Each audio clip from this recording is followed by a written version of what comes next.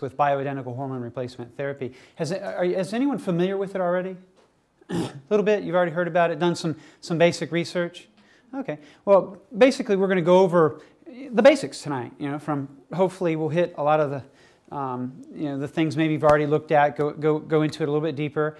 And then at the end, you can ask some questions. So if there's something that is really intriguing you, you can ask us, and one of us can answer you, either Nat or me or Deborah. So, and by the way, Nat, me and Deborah, we're the medical team. We're the medical end that's going to be working with you, and that's what we specialize in. And so there's not a lot of places that actually have a pharmacist, a nurse practitioner, or a registered nurse working directly on your case. So it's kind of an unusually it's kind of a wonderful situation you have here. So, you have a group of people that specialize just in that. So our topic tonight is hormones, how they work, how they interact, balance and imbalance. And that's an important term right here to remember, balance and imbalance. It's not always that you have an excessively high level. It's just you might have a lower level of some other hormone, which makes it out of balance, which would give you symptoms of having something high when it's actually in a normal range, but you have another hormone that's not, in balance with it. So this is really important here, balance and imbalance. We're going to go over some of the symptoms, the testings, how we help rebalance with human hormone. As you know, it's human hormone. It's bioidentical hormones that are taken from soy or yams, and we take the sterols out of them. They're adjusted a little bit, and they are bioidentical to human hormones. And that's a whole lot better for you than getting horse hormone or pig hormone or elephant hormone, whatever.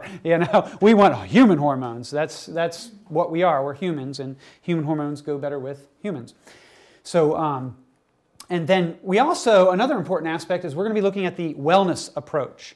And this is the other side, okay? So say you have a hormone imbalance. How'd you get there? It didn't just happen overnight. So we're going to look at diet, exercise, nutrition, and these other factors, these other variables that impact as the underlying cause, the building block or the foundation of the problem. And together with balancing hormones and a wellness approach, we hope to achieve some sort of health again, some sort of to get rid of these symptoms and get you feeling better. Hormone. They come from the endocrine glands, and basically that starts in your brain. You've got your hypothalamus, you've got your pituitary, you also have a pineal gland, you have your thyroid, you have your ovaries, your testes, and we also look at those little glands sitting on top of your kidneys called the adrenal glands. They play an amazingly, very, very important in this whole scheme. So that's basically your endocrine system. And in Greek it means to set in motion. And so basically all of the physiological functionings in your body, everything, are regulated by hormones. So just think about that for a minute. All of the cellular functioning down to the cells at the cellular level, it's regulated by hormones. And that's extremely important. If you get one hormone up a little, the other down a little, the other just kind of out to lunch, the other on vacation, you can get some problems. Things aren't being set in motion. They're chilling, or one's working too hard and the other's working not enough, and you've just got problems. And it's like a receptor principle. You put a key in a lock, and you hope to turn all the tumblers in the lock. You get these little tumblers, and you want to hit all those tumblers so that the lock will unlock and you can open the door. When you've got a hormone imbalance, things aren't set in motion, the door stays locked. Does that make sense? And so there's problems, there's issues. So hormones rule the body. I mean, they rule everything, and they must be in balance for you to have some sort of quality of life. Okay? And they're powerful. They're not just powerful, they're very powerful. And it's just something that must be in check. So having bioidentical hormones are having the same exact chemical structure as human hormones. They provide the same physiological responses. And another thing with that, not only do they provide the same physiological response, but they're degraded easily, meaning your body can degrade them as they would a normal human, your natural hormones, okay? But this isn't always so with animal-based hormones. When you degrade an animal-based hormone, A, it might not even fit in the key, the key might not fit in the lock, and B, when you break it down, you can get these different toxic metabolites that definitely do not belong in your body, and many of these metabolites will have some sort of clinical effect. And you can just flip a quarter for what that effect is, because we really don't know all the effects. But we know through studies that animal-based hormones are not good. BHRT is administered in a manner that imitates the body's natural distribution. And we'll get into application later. The transdermal system, it goes right to the cells versus taking a pill that's got to go, A, it's got to get absorbed, B, then after it's absorbed, if it gets absorbed, it's got to go through the liver, and then once the liver chews it up, you've got all your different toxic metabolites, and then you've got some bioavailable, and you got some other stuff, and you might have issues, so to speak. So this is really, you get a better distribution when it goes directly to the cells from the skin. It is a prescription ingredient. Anytime you do anything in a compounding laboratory, even if we were going to give you vitamin C, when we run it through the laboratory back here, it becomes a prescription. So if you wanted some glutathione or some vitamin C, something like that you could buy over the counter at the vitamin shop, when you go through a compounding center, A, it's going to be pharmaceutical grade, but B, the law requires that it be compounded. So it's just a more exact, it's just kind of gives you some assurance there. Our stuff is purchased from an FDA-approved repackaging facility, so we get quality, pure product. Compounded prescriptions by order of a licensed practitioner, your doctor, nurse practitioner such as me, physician assistant, and I believe those are the three that can prescribe in Virginia. And it's regulated by the Board of Pharmacy. So, we don't have the FDA coming in, we have the Board of Pharmacy from the state of Virginia. Okay?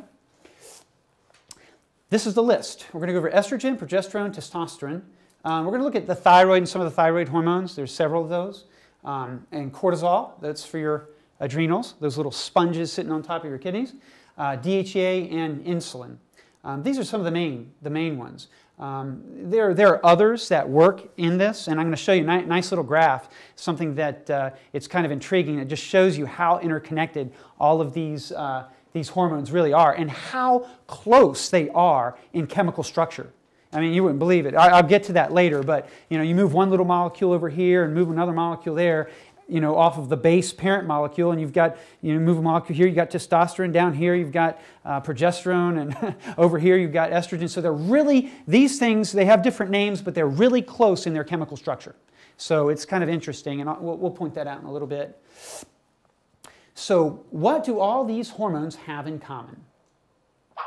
Well, here you go. Up here, actually, you would have a molecule of, can anyone guess? Anyone into biochemistry here? Cholesterol. So all of these hormones, pregnenolone, progesterone, corticosterone, aldosterone, cortisol, estriol, estrone, estradiol, testosterone, all of them, after a few steps, are synthesized from cholesterol. Now, I know you've heard of cholesterol, right? Got your good cholesterol, it's got your bad cholesterol, so on and so forth. Well, cholesterol, when it gets in your body and it gets broken down, it makes your hormones. So all of these right here, 1, 2, 3, 4, all of them these are 21 carbon molecules, okay? And so if you put a little molecule here and a little group here and you change it around, that's how you get different stuff. And it's enzymes that do that. And so I bring this slide up so you can see how easy it is when something gets out of whack here for pregnenolone to get shifted down the pathway and end up as estrone or cortisol or something else. When something isn't right, it's very, very easy for your testosterone that you want to be testosterone to end up as estrogen, which you don't want it to be estrogen, you want it to be testosterone, and it's getting all confused just because of a few enzymes that are up or down based on different factors such as stress and so on and so forth. So I put this chart up here just to help you get in your mind just how close all of these things are in their chemical structure. And to show you that stress and other factors, diet, nutrition, exercise, can affect the enzymes that make these little changes to make them something completely different and have a completely different effect. Are you with me? Okay. All right. So we're going to deal with the ladies tonight. What do you say first? We're going to deal with your hormones. Let's go over the menstrual cycle a little bit. This is something I'm sure the ladies are at least somewhat familiar with because you've experienced it for most of your life. It starts in the brain with the pituitary. It secretes follicle-stimulating hormone. Here is your ovary, and here would be the follicle-stimulating hormone is stimulating a follicle. It's making an egg is basically what it's doing. And so the pituitary tells your ovaries, okay, it's time to make an egg, okay? So what time is it? So your ovaries make an egg, and you have 3 phases. I don't know if you can see this down here, but you have your, can you see that? It's the camera's not on there really well, but you've got follicular, you've got the ovulation, and then you've got the luteal phase, which he's not on here right now because it's not the luteal time. I guess it's in the follicular time for this guy here. But anyway, so after your ovaries are doing something, then your blood, and something's going on in your blood. And this is your estrogen levels and your progesterone level. And progesterone, as the word indicates, it's pro-gestation. Okay, so it promotes gestation. Progesterone is what helps build up the lining in your uterus. So you've got 3 things going on. You've got something going on in your brain telling one of your endocrine glands to make an egg. Then you've got something going on in your blood, and you've got hormones are starting to come up. And as these hormones come up, you can see this would be the endometrial lining. And this would be the end of your cycle. So your cycle is typically about, what, 3 days? So you can see it's sloughing, that's your period, that's menstruation, and then you have this cycle all over again. It builds up, builds up, builds up, and then it kind of maintains over to day 28. And then if this egg, if it doesn't get fertilized, then this lining gets sloughed off, and you have menstruation, and then it starts all over again. And as you can see, when you are during your menstrual period, the progesterone is low and the estrogen is high. And then as the egg develops, your estrogen comes up and your progesterone comes up. And if you don't have implantation, then the progesterone overpowers the estrogen, which causes your cycle. So this is kind of a basic rundown on what goes on with you or has gone on with you most of your life. So, here's another slide for that. So let's go into estrogen and take a look at what that does for you other than just this monthly cycle thing and how it impacts some of the other health. In the central nervous system, estrogen, it improves your reaction time. Mental alertness. Who here wants to be mentally alert? You know, that's something I want to be too. I want to be mentally alert, especially when I work. And when you have imbalances in your hormones, it can affect this. It can drastically affect mental alertness, verbal ability, cognitive capacity. It helps provide more neurotransmitters, your mood. So start thinking about this now. There's a lot of women in America that get depressed. If you start thinking about it, wow, you know, could it be a hormonal issue? There's a lot of women that have problems with cholesterol. Wow, could it be a hormonal issue? You know, there's a lot of women that have problems with blood pressure. Wow, could it be a hormonal issue? You know, could a lot of the problems that we see in primary care, and I was trained in primary care. That's my specialty. That's what I'm certified in. Now I've specialized in this kind of endocrine field, BHRT. But a lot of the things that I've seen throughout my career, now I'm starting to see corrected. I'm just speaking clinically from my experience when we do this. So it's kind of exciting to be in this field because a lot of the problems that have plagued people probably could have been resolved by diet, nutrition, all those kinds of basics, and maintaining a good hormone balance. A lack of certain environmental factors can bump us out of balance and create a lot of problems down the road. So, but anyway, so mood, very important. It also transports glucose into the brain. So that's another thing that estrogen does. So it doesn't just deal with what? The monthly cycle thing, right? You know, when people bring up the term estrogen, you know, it's like, you know, oh, you've got too much. You know, people make jokes about it, so on and so forth. But, you know, that's not the case. It's got a lot of other factors too. That's just the central nervous system. Let's take a look at here. It also maintains skin health. So to have nice, soft skin, oral health, and eye health.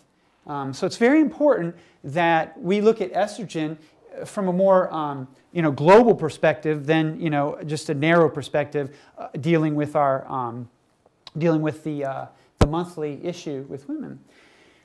Urogenital. The functions of estrogen here, it increases vascularity. It thickens the vaginal walls and it increases elasticity. When you have low estrogen, you can get vaginal dryness, and you know that's a problem for you. It's a problem for your partner. And when that goes to the extreme, you can actually develop problems with you know, stress incontinence or full-blown incontinence. And it's based on what? Not having your hormones balanced. And that's not to say that your estrogen isn't at the right level. It just could be your progesterone's low, which makes it too high or too low, and it gets out of whack. So estrogen is very, very important. And you have 3 different types of estrogen. I don't know how much you've studied, but you have estradiol, you have estrone, and you have estriol. Estradiol typically, and there's different papers that give you different amounts, but what I've learned is estradiol has about 12 times the strength over estrone. That would be number 2, estrone. And it has about 80 times the strength over estriol. So estradiol is the number 1 estrogen. So those are the 3 in the estrogen category for you. And they're so when I say estrogen, there's a breakdown of 3. And you have one that's the chief, the second in command, and the third that has a weaker activity. And we use those clinically based on what's going on with you. We look at your labs, and then we can get the right therapy for you based on having 3 different levels. So I just want to stress to you, it's just not one little thing called estrogen. There's actually 3 with 3 different strengths, and we use that clinically. Let's go to progesterone. Progesterone, progestation, that's your progestation drug. It promotes pregnancy, promotes normal sleep patterns. Who here has issues with sleep? Oh boy, look at all the hands. Wow. So, you know, it's not rocket science. And what do we do? We go to the doctor, say, I have problems with sleep. Okay, here's some Ambien. Call me in the morning.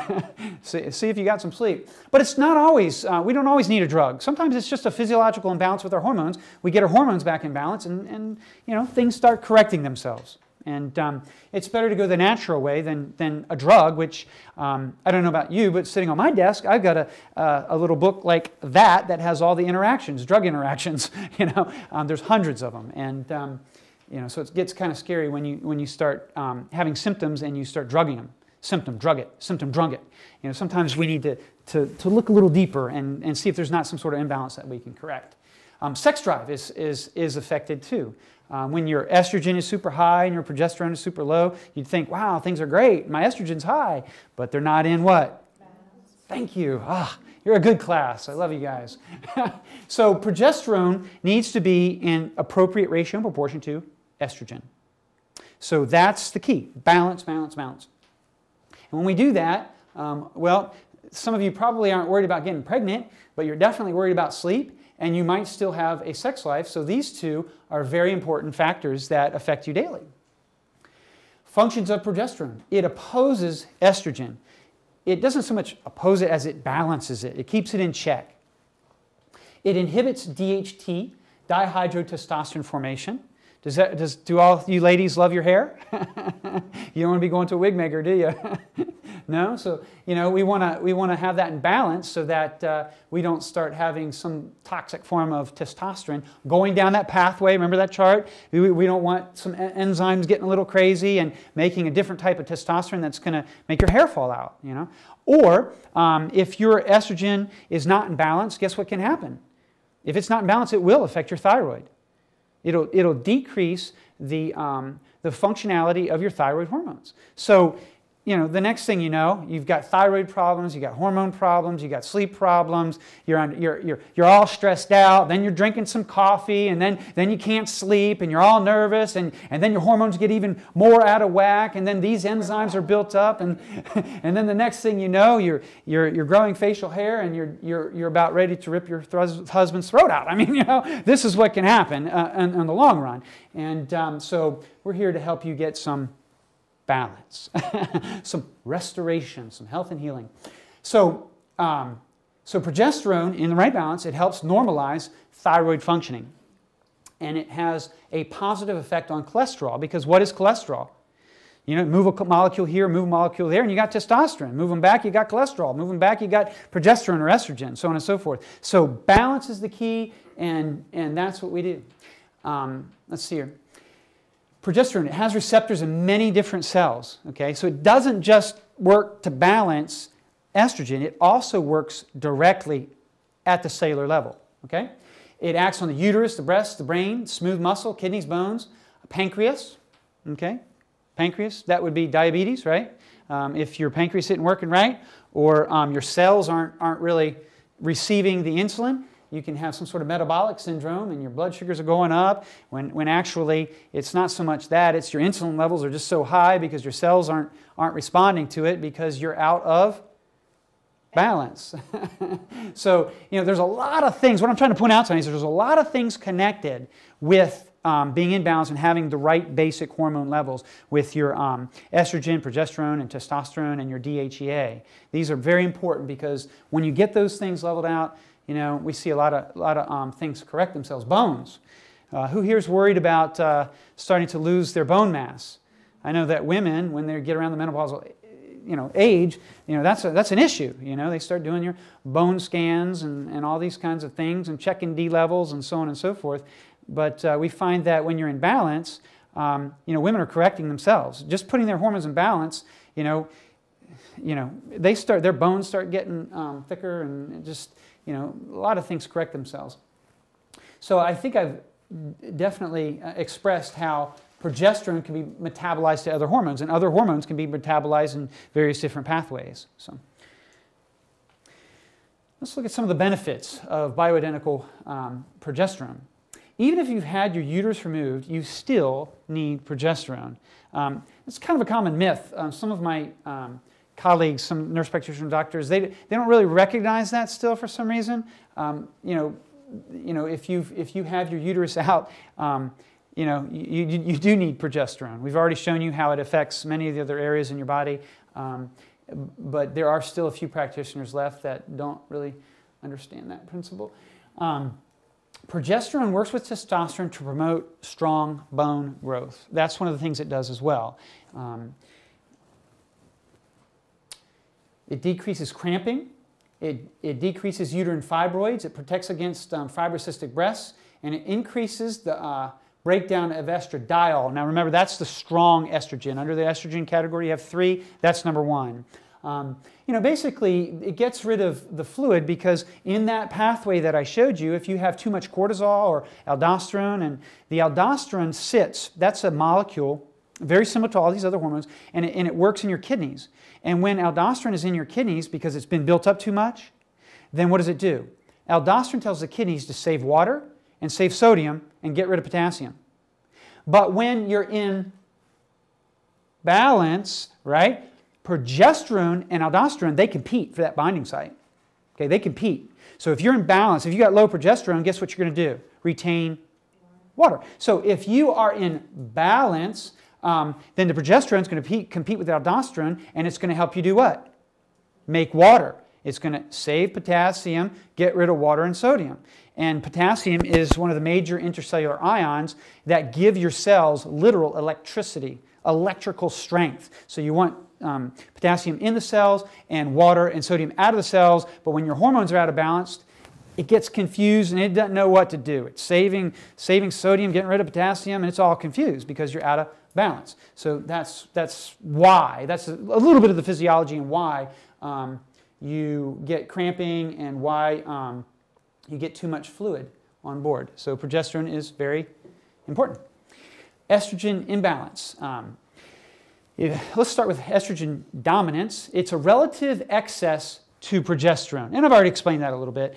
You can have a normal estrogen level, but a low progesterone, and you have estrogen dominance. And I'll go over some of the symptoms later.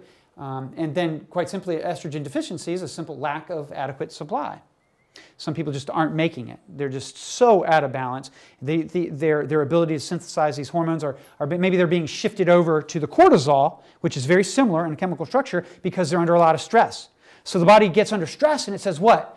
Hey, look, I need some estrogen. I'll take you progesterone. I'll take you DHEA, and I'm just going to convert you to what I want to convert you to because I need it right now. You know what I mean? In your adrenal gland, you produce cortisol and you produce progesterone. Okay? When you get under stress, the adrenals say, look, I'd like to give you some progesterone, but I really need it over here for the cortisol area. So it makes the progesterone and then steals it right back and converts it to cortisol to help cover the stress in your life, to keep you alive, to keep the sugar going in your cells, working with the pancreas and so on and so forth, and protein metabolism and so on and so forth. So, it's just very important to have everything in balance. Estrogen dominance. It may be due to a fluctuation of production during perimenopause, overdosing of estrogens, relative lack of progesterone to balance. A good friend of Nat's back there, David Zava, did a study, and he took data from 250,000 women that were not on any kind of hormone replacement therapy. And he found that 100% of them by age 35 had some sort of imbalance. And that imbalance most often, was low progesterone, which made them estrogen dominant because they still had good estrogen levels. And I guess if you just keep going and wearing yourself out, you're not even going to have, your estrogen dominance is going to decrease to estrogen deficiency. And then sometimes, you can be in between. You can have estrogen dominance and estrogen deficiency at the same time because your estrogen levels aren't constant. So they kind of peak up and then go back down. So 1 minute you're high, 1 minute you're low, and so on and so forth. And you've got issues at that point in time. So. Here's some symptoms for you. Now take a nice look at that. Just a few. Sound familiar? Oh my God, check. All right, yeah, that's kind of sobering, isn't it? And so has anybody been to the doctor for headaches? Or you've been to the doctor for a cold body temperature, or you've gone in to see him for some weight gain, or maybe you're having some sugar cravings, or you've gone in for your routine evaluation. They got a blood draw, want to check your liver, and they say, oh, your triglycerides are high, so on and so forth. But a lot of this can be related to what? Estrogen dominance, which is an imbalance. All right, yeah. So you can have a lot of problems here. Cystic ovaries. A lot of young girls get that problem. It continues through life, and there's just a lot of problems. I just wanted you to see all these symptoms. Irritable. Anybody been irritable in here at times? Huh? A little bit? A little bit? None of you all, right? That's the other women, right? This is the. Are you accusing us of being irritable? No, I wouldn't do such a thing. Hey. Yeah, that's why the water we gave you had a little but anyway, I just want you to look at this, take a hard look at it, because this is the problem, and these are some of the major symptoms that when we get you in balance, you start feeling great, and a lot of these symptoms will decrease. And how do we know that? Because we measure it. There's an intake form that we have people fill out. 5-6 pages. We ask you a lot of these questions, and then when we come bring you back for an evaluation after you've been on therapy, we rescore that. And I mean, it's just constant. The numbers go way down. People start feeling better, and happy, joy. I mean, they just everything starts improving. Here's some of the symptoms for estrogen deficiency. And as I mentioned, you can have symptoms of estrogen dominance and deficiency at the same time. Hot flashes, night sweats, vaginal dryness, foggy thinking, memory lapses. Come on now, let's confess here tonight. Who has memory problems? Oh gosh. Incontinence, headaches, tearful, depressed. And see, this is another thing, and this is why I just absolutely love what I do, is when we get people's hormones balanced and these symptoms start improving, look what starts, and I'm just talking about what women are saying. I'm not talking about what I'm saying physiologically or what the book says. I'm talking about what the people that we are dealing with on a daily basis are saying. They're feeling better. And I've started working with some women, and we're able to start getting them off of their antidepressant medicines. Isn't that great? Yeah, I mean, that makes me happy, because I don't want to put them on some toxic drug for some symptom. You know what I mean? Because what's that drug doing? Well, we could find out from that 4.5-inch book I've got on my desk back there. You know what I'm saying? You can, unless it's something really important. Yeah, it does relate to this. It makes me think about some of the work some of the studies I've been doing with the work of a doctor who's done like 50,000 brain scans. And he said when you put a person who's been estrogen deficient on progesterone, that the progesterone has the same effect as Paxil or Prozac, etc., but it does not have the detrimental effect on the brain. I mean, how good is that? And isn't that amazing? Endometriosis. How many women have had hysterectomies because they had painful menstrual Yeah, when all it took was... that's almost criminal, isn't it? Well, I mean, it's not really, because we just didn't know. Well, there's issues, but science is evolving. Things are getting better in terms of relating the physiology to the clinical setting and the pharmacology setting with drugs, and especially BHRT. But you're right, you're absolutely correct, and I'm glad you said that. A lot of the problems, and that's why I leave this up here for a minute, for you just to see this. These are some of the symptoms that we go in and we say, Doc, I'm having night sweats, And he opens the book, he says, night sweats. Oh, maybe I should check an HIV level. Well, if you've been in a monogamous relationship, it's not an issue. It could just be something as simple as your hormones are going down, but it's not something that is paramount in the minds of clinicians. I know. It wasn't in mine. We weren't trained that way. I went to George Washington University Medical School as part of my nurse practitioner program. They actually sent me there with the medical students, and that's how I got my education. And so I sat in class with the medical students for all the core classes, and it's just not what was the focus. It's treat the symptoms, and we've got some great drugs for these symptoms. But we're starting to look at it more, kind of more globally, and we're starting to understand that a lot of the problems that people face were nutritional issues, stress issues that then get us out of... You guys are so smart. Your memory's starting to work already. We're getting some estrogen in the atmosphere here. But anyway, and another thing we're seeing is cardiologists. They'll a primary care guy will send off a woman or guy, for heart palpitations, right? And a man's going through andropause, a woman's going through menopause, right? And the doc's like, no, this is a hormonal issue, and sends them right back and says, fix their hormones. And then what are the options? What are the tools in the clinician's toolbox? Horse-based estrogen, right? Stuff synthesized from urine. You can take it, but not me. You know what I'm saying? You, not me. But I mean, I would want the stuff, and that's why we've got a wonderful new therapy that is just natural, and it comes from soy and yams and not pregnant horse urine. So, estrogen deficiency. When you say yams, are you talking about sweet potatoes? I'm talking about sweet potatoes, honey. That's what I thought. Yeah. Wild Mexican. Wild Mexican, too. That's the source. Wild Mexican. Wild Mexican, yeah. They just got more sterols down there.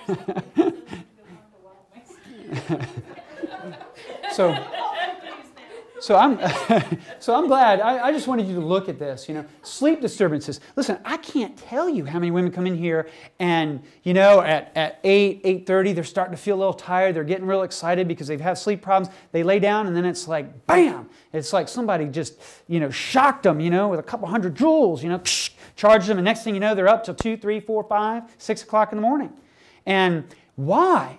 Because the thyroid's a little out of balance, because you've been under so much stress. Now the adrenals are starting to go down. The hormones are all out of whack. And then at night, when they should be resting, the adrenals are finally charged up and they're like, okay, I'm ready now. And bam, they give you a shot of cortisol, which stimulates your epinephrine, norepinephrine, which is your flight or flight. And then it's like you're starting to feel a little tired, and then it's like, whoa. I'm good to go. And now you're watching Jay Leno, and then you're watching something else, and it's all night long. It's miserable, which wears you out even further, which pushes you under more stress, which steals more nutrition from your body, and it's impacting you, your health, your relationships, your job, and everything else, your finances, everything. Everything is impacted by being out of Balance. whew, testosterone in women. Look at this. Reproductive age women produce about 0.3 to 0.5 milligrams. That's half a milligram. Actually, it's closer to 0.5 per day.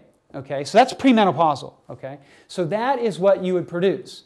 The testosterone helps maintain skin, bone, muscle, heart health, vaginal mucosa, and a sense of well-being, and also sex drive. So now remember, testosterone is one of the 21 base carbon molecules. They're all in that one list I showed you. And when one gets out of whack, guess what happens to some of the others? They get all confused too. So then what happens? You know, you got heart issues. You know, you've got all, sense of well-being is gone because you already got the depression from, the estrogen deficiency, so on and so forth. So this is something too that needs to be replaced, or it needs to be checked, and then if it's low, it needs to be replaced. It needs to be in balance. DHEA. This is DHEA, dihydroepiandrosterone. This is it's for sexual development, but we look at it as the reservoir. Okay, so this is the storage pool. It's like the city water supply. They got the big water tank. When that thing starts getting low, there's a crisis, right? Well, this is the same thing in your body for your it's your reserve for a lot of your sex hormones. Okay, that's what DHEA is. It increases alertness, elevates mood. It helps with stress and improves memory as well. Okay, all right, guys, now it's your turn. You all ready for this? Androgens. For men, we look at testosterone, DHEA, androstenedione, and DHT. The testosterones, they promote protein synthesis and growth of those tissues with androgen receptors. So testosterone affects a lot. It has a virilizing and anabolic effect. The testosterone deficiency is a failure of the testes to produce normal levels of testosterone. And with men, what happens is when their testosterone starts dipping, or if they start gaining some weight, you have this enzyme that builds up in the fat. It's called aromatase. And this aromatase will convert testosterone to, can you guess what? Well, estrogen. And then what happens? The man starts losing his magnanimity, right? I'm just kidding. His virilization, his, he starts losing that, and he starts getting kind of wider at the waist and losing his pep, So, and it's because it's easy for the body to switch it from testosterone to estrogen, and, so it just kind of goes to show you. So the physiological effect, it's a slow, almost imperceptible decline in various bodily functions. And we say, oh, I'm just getting older. Well, it doesn't always mean that, Sometimes you're out of balance and you're decreasing at a faster rate. But there are a lot of men that have been in balance that have straight backs, that are very healthy, very active at 80 and on, We should stay pretty healthy. But a lot of that's infected by our lifestyle, which can get us out of balance, and then it really drives us down further and stresses us out. The grumpy old man syndrome, the get up and go has got up and gone. So when the man starts losing his testosterone, you just start losing your manhood, what's made you who you are. Symptoms are often denied by the patient because it's a slow, progressive decline. And you don't notice it, you know what I mean? It's just kind of a slow decline. And it's unrecognized by the physician and attributed to other causes. We've already talked about that a little bit. It is a steroid hormone. It's derived from cholesterol. In men, it's produced by the testes in the Leydig cells. It's needed for sperm production, and it travels to target tissues, and most is bound. It's bound here. You've got the sex hormone binding globulin, and you've got albumin. And then this is the little percent, 2%, that's free. Now, this is the only part that's active. The free part is the active part. The free part is what works. If it's all bound up, it's bound up. It's not going to do anything. It's just floating around in your blood. It's just along for the little protein ride, you know, in and out of the arteries and veins, and it's just having a good old time. But it's not hitting the target receptor, and whatever testosterone stimulates, you know, it's not always working. So it's along for the ride, but it's not doing its job. You know what I'm saying? And that's based on the 2% thing here. So when this 2% goes down to 1.5 or 1, what happens? The get up and go has got up and moveofdawn.com. You know. So yeah. So, you know, this is what we look at. We're looking at the free. We're looking at the saliva level. So we're looking at the free level. I'm not too concerned what the bound levels are. You know, as a clinician, it doesn't bother me. What I want to see is what is active in the man and woman, because we look at testosterone in the women too. So what is the active portion? Well, that is why we use saliva testing. And I'll go over that a little bit later too and tell you why it's so important. Question, sure. SHBG is? Sex hormone binding globulin. Yeah, it's just one of the protein carriers that acts as a reserve pool for testosterone.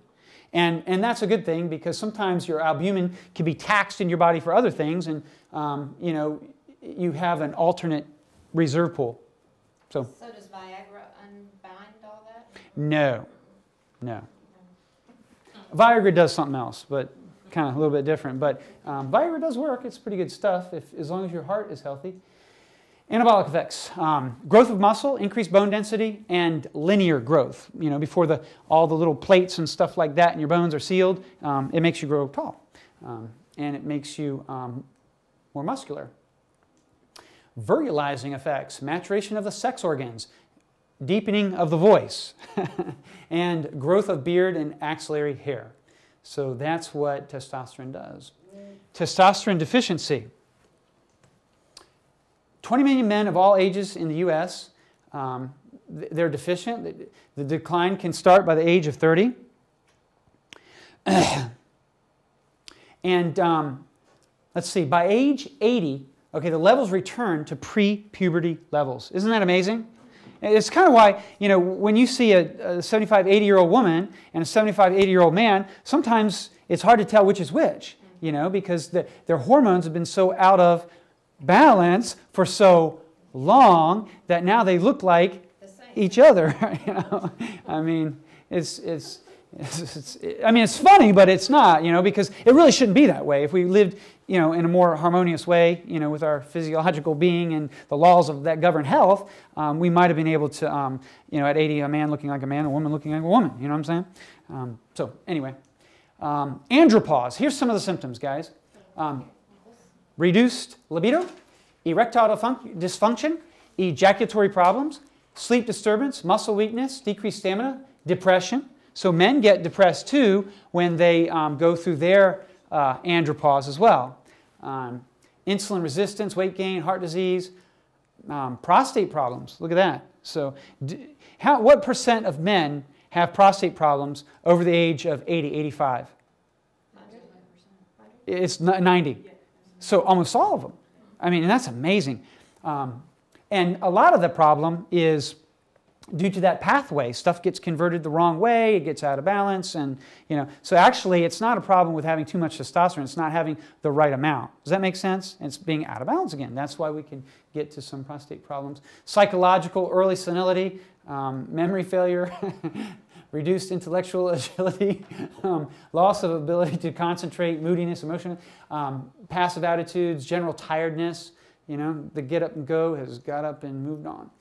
So why the fall? Estrogen up and testosterone down. When, like I said, when men gain a little bit of weight, they've got this enzyme called aromatase, and it'll convert the testosterone to estrogen, and then they're really kind of out of balance because now their estrogen is up, their testosterone is down, and then the hypothalamus says, whoa, the estrogen is up. Well, that means I'm producing too much testosterone, so it shuts it down even more. So now you get even more out of balance. And then, you know, the get up and gone that he's trying to track down, you know, trying to find it, you know, so he can please his mate, you know, and, you know, it's even worse. And so it's just a constant searching there until you get back in balance. So anyway, lifestyle-induced stress, lack of exercise, poor diet, and drugs can also happen can cause this estrogen to be up and testosterone to be down. So Here again is the pathway. I want to show you this again because it's so interesting. If you just look, all of these molecules are so similar, and it's just so easy for one to be, a couple steps and it's converted to something else. And so that just helps put it in people's minds why imbalances occur like they do, because all these hormones are very, very similar in their core structure. So, the pathophysiology of erectile dysfunction. Elevated estrogen decreases testosterone function. We talked about that a little bit. Elevated estrogen levels increase insulin resistance, and high insulin affects blood vessels. And so basically what happens is insulin, when it's chronically elevated because you're not in balance, this insulin can actually start scarring the microfine little meshwork, the venules and the arterioles as they meet together. And when that stuff gets scarred, it decreases your blood flow, and so it makes it difficult for blood to get in certain areas. Then, when your insulin is constantly high, that means that your blood sugars are out of whack, and when your blood sugars are high, the red blood cell will get sugar stuck to the outside of the red blood cell, and sugar is a crystal. Now, can you imagine what a red blood cell with little crystals, and those things can scratch too and cause scar tissue. So you've got a double whammy when your insulin gets out of whack and when your sugar gets out of whack. The fine, delicate circulation where the red blood cells have to be kind of compliant and sponge-like, when they start slipping through the little arterioles and venules, and they're just scratching things up with the glucose, and then the insulin comes by and says, yeah, and tears it up some more. So you can see why over time, you can have problems with getting an erection. Your circulation is all scratched up. And don't go home and start calling your husband Scratchy Bear or something. He might not appreciate that. But anyway, so that's a little bit of the physiology there. Here's some androgens here. You've got DHEA can be converted to androstenediol, and it goes on. So one of the pathways, it can end up as estrogen. So through various enzymes, so on and so forth.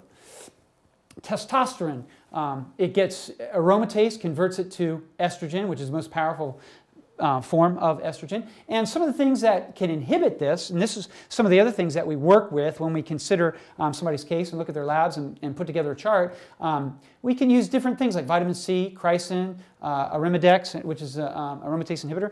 And so there's other therapies that we can do to enhance and get you back in balance more effectively. There's another enzyme, 5-alpha reductase, that can convert testosterone to DHT, dihydrotestosterone. And the DHT can do what? Do I need to say any more? Anyone just take a look? It can make you lose hair and other problems. It's really works as a toxic metabolite in your body. And so there's things that we can do about inhibiting 5-alpha reductase, its work. It's inhibited by progesterone.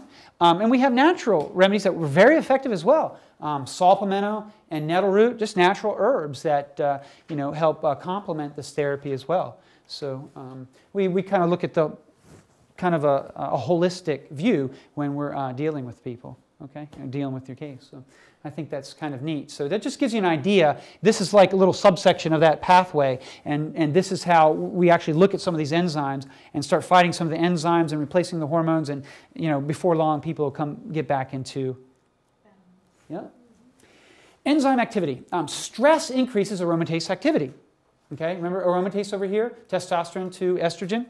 So stress, excess estrogen increases 5-alpha reductase. Which you can get DHT, and this is for women too.